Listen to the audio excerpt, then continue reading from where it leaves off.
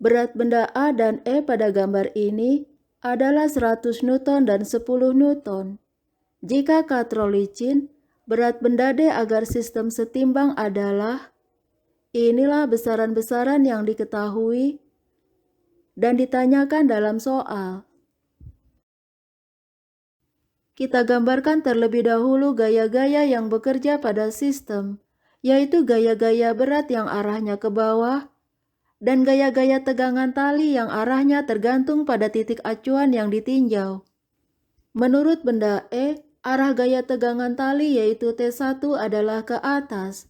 Jika sistem setimbang, maka resultan gaya yaitu sigma F sama dengan 0. Arah gaya tegangan tali berlawanan dengan arah gaya berat, maka kedua gaya kita beri tanda positif dan negatif. Jadi T1 dikurangi WE sama dengan 0. Dan inilah nilai T1. Pada katrol C bekerja gaya tegangan tali T1 dan T2. Karena katrol licin, maka T1 sama dengan T2, yaitu sama dengan berat benda E. Dengan cara yang sama untuk benda D dan katrol B, diperoleh T3 sama dengan T4 sama dengan berat benda D yang nilainya belum diketahui. Selanjutnya kita tinjau benda A.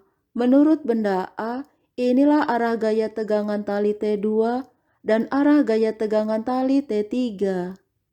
Jika sistem dalam keadaan setimbang, benda A tidak bergerak ke arah manapun, termasuk juga tidak bergerak menuruni atau menaiki bidang miring.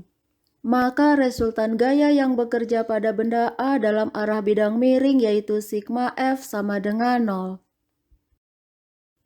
Berarti perlu kita uraikan atau proyeksikan gaya-gaya yang bekerja pada benda A untuk mendapatkan komponen gaya yang sejajar bidang miring ini. Sebelumnya perhatikan uraian berikut ini.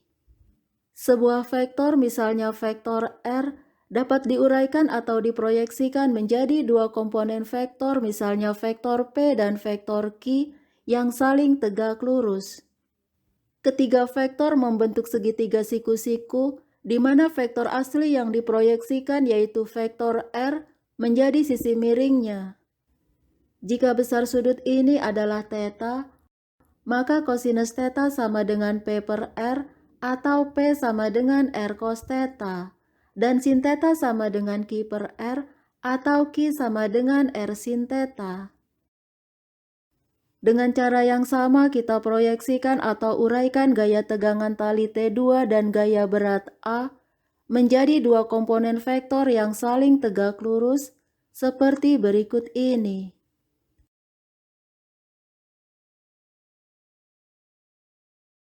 Gaya tegangan tali T3 tidak perlu diuraikan karena arah T3 telah sejajar dengan bidang miring.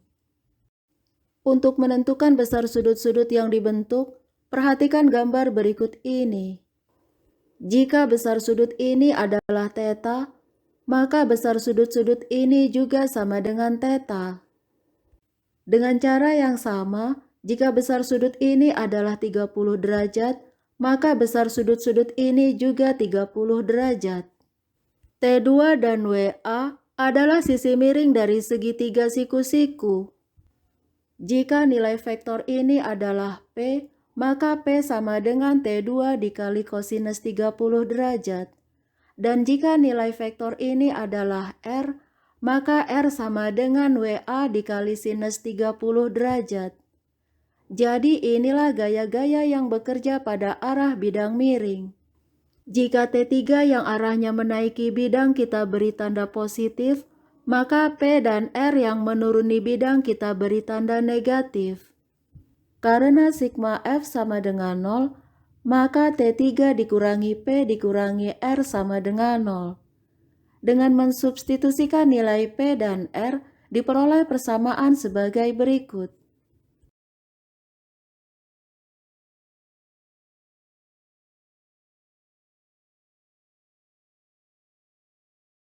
Inilah nilai T3. Sebelumnya telah kita peroleh T3 sama dengan berat benda D. Jadi inilah berat benda D. Thank you for watching my video. Please subscribe, like, share, and comment. See you.